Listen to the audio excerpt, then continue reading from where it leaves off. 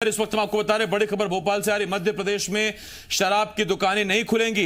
MP liquor association ने बड़ा फैसला किया है। कोरोना संकट में जनता और कर्मचारियों के लिए हमने फैसला किया है। लिकर एसोसिएशन ने कहा सरकार ने एमपी में शराब दुकानें खोलने का आदेश जारी किया है। सरकार के आदेश के बाद भी शराब दुकानें खोलना एसोसिएशन नहीं चाहता। कल एसोसिएशन के सदस्यों ने मंत्री नरोत्तम मिश्रा से मुलाकात की थी।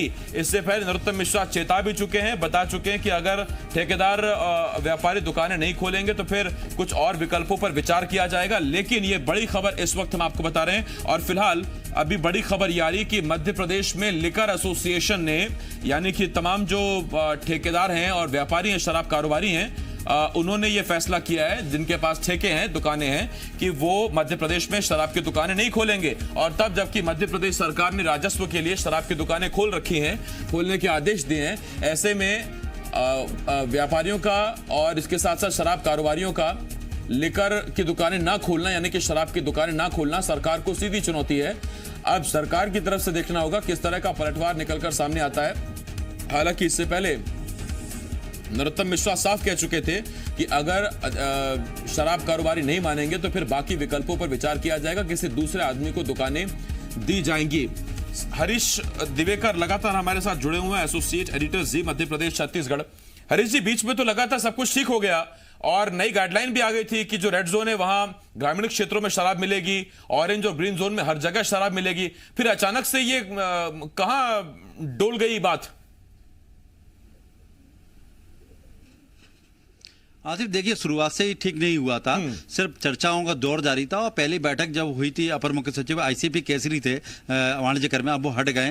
पहले तब उन्होंने वादा किया था कि उनकी मांगों को माना जाएगा और तत्कालिक रूप से 2-3 मांगे जो बिना वित्तीय भार की थी वो तत्काल मान ली गई थी। इसमें प्रमुख मांग थी कि सुबह 9:30 से 11:30 तक का टाइम था, तो उनका कहना था कि शाम 7 बजे से सुबह 6 बजे तक 7 बजे तक कर्फ्यू है, तो ऐसे में 7 के बाद दुकान का मतलब नहीं है। वो टाइमिंग चेंज हुआ, सुबह 7 से शाम की 7 का टाइमिंग हुआ, ये माना गया।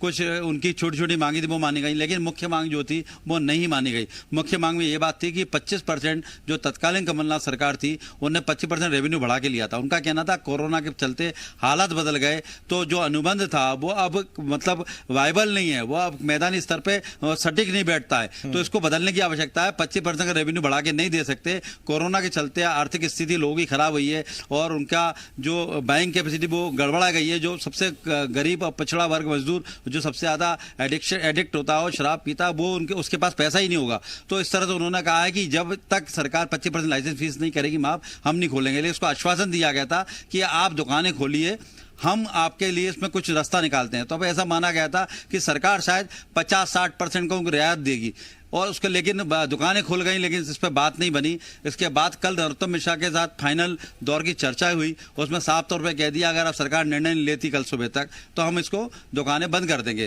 तो सरकार ने, अब सरकार के सामने दुविधा ये है कि रेवेन्यू, वैसे ही आर्थिक संकट फैला हुआ है, रेवेन्यू सोर्सेज बंद हो चुके हैं, जीएसटी कलेक्शन कम हो रहा है सरकार का, और आपका देखें ट्रांसपोर्ट का जो गाड़ियां हैं वो नहीं बिक रही, ट्रांसपोर्ट से टैक्स नहीं आ रहा, आपके मकानों की रजिस्ट्री नहीं हो रही, रजिस्ट्री का टैक्स नहीं आ रहा, आपका शराब तो शराब का बंद हो गया, वो टैक्स नहीं आ रहा, पेट्रोल डीजल सबसे बड़ा आता है टैक्स, सबसे नंबर 1 का ज्यादा आता है, 22 से 23 हजार करोड़ का आता है, वो नहीं आ रहा, गाड़ियां बंद है, लॉकडाउन में लोग घर बंद हैं। तो सरकार का रेवेन्यू सोर्स सब तरह से बंद हो गया। अब अकेला रेवेन्यू सोर्स सबसे बड़ा जो था 13,000 करोड़ का आबकारी का, वो भी मतलब संकट में आ गया है। अगर सरकार 25 करोड़ कम करती है, सीधा 5 से 6,000 करोड़ का झटका लगेगा। उसकी मुख्य वजह यह है कि मार्च और अप्रैल टोटल बंद रहा था, तो वो पैसा भी माइनस होगा लाइसेंस फीस का।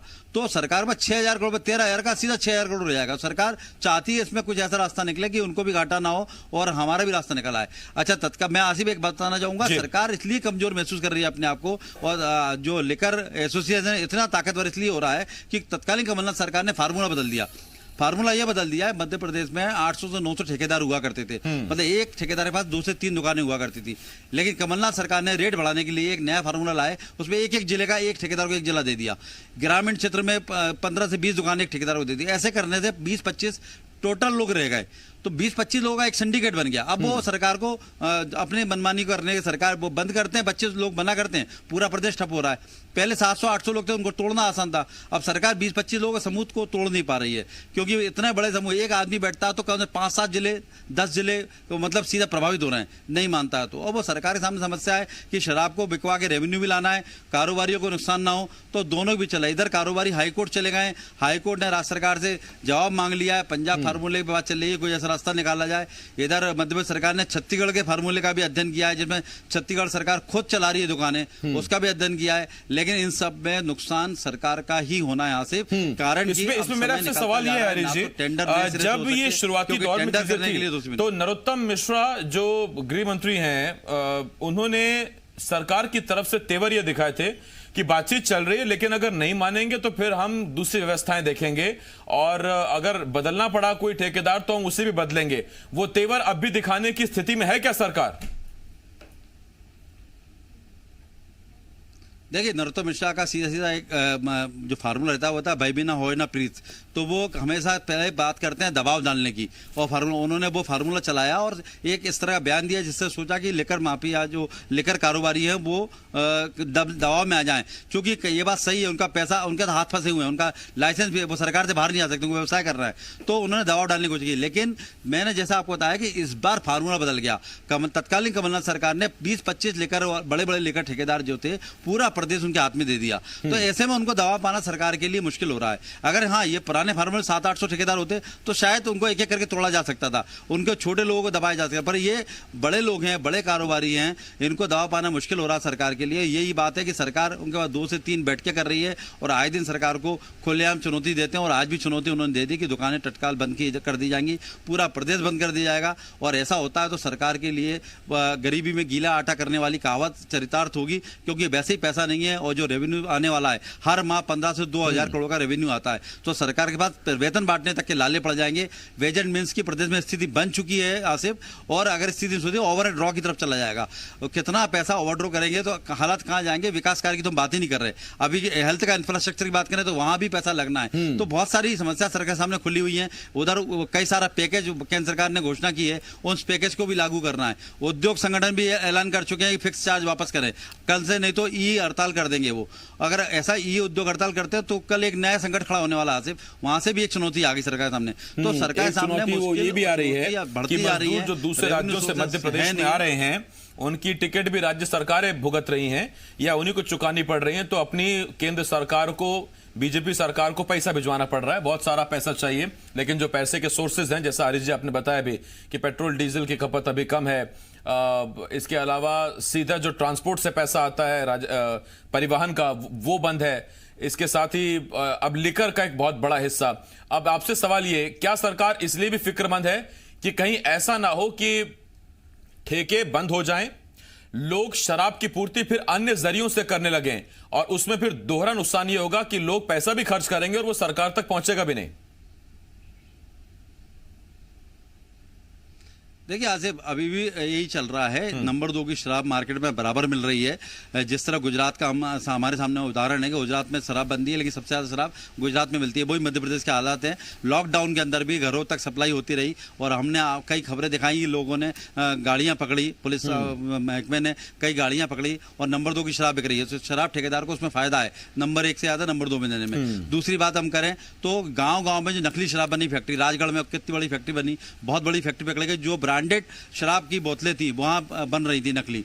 तो ये कारोबार एक फूल रहा है, पनप रहा है, और उसमें कहीं ना कहीं सरकारी अफसरों का, लोकल लेवल के अफसरों का संरक्षण है, और वो एक कारोबार नया चल रहा है। उसके जैसे समझ में आता पकड़ा जाता है। लेकिन सरकार के सामने बड़ी चुनौती रेवेन्यू की आसिफ, और ये नहीं सुधरी तो उपचुनाव आने वाले हैं। अगले 6 महीने के अंदर सरकार को उपचुनाव भी फाइट करना है। उसके अंदर उपचुनाव के अंदर जहां जहां विधानसभा विकास कार्य होना है, जो विधायक आए तोड़ के उनकी अपनी डिमांड्स हैं, वो अपने क्षेत्र में जाना चाहते हैं, जाने के पहले कुछ वादे करना चाहते हैं, कुछ उनको खर्च करना है, तो सारी समस्याएं। तो सरकार के पास किस तरह से सरकार सर्वाइव कर पाएगी, ये सरकार बड़ी दुविधा में है। उधर मंत्रिमंडल को लेकर दुविधा हो गई, सब खींचतान मच गई। आज गिरीश गौतम आगे अलग अपनी साफ तौर पर चुनौती देगा, उनका आखिरी है। लेकिन हाँ, इतना जरूर है कि इशारों में हरीश जी ने एक बात जरूर कह दी कि उपचुनाव है और उपचुनाव से पहले अगर शराब भी नहीं होगी, पैसा भी नहीं होगा, तो फिर बाकी जनता समझदार है, जानती भी है।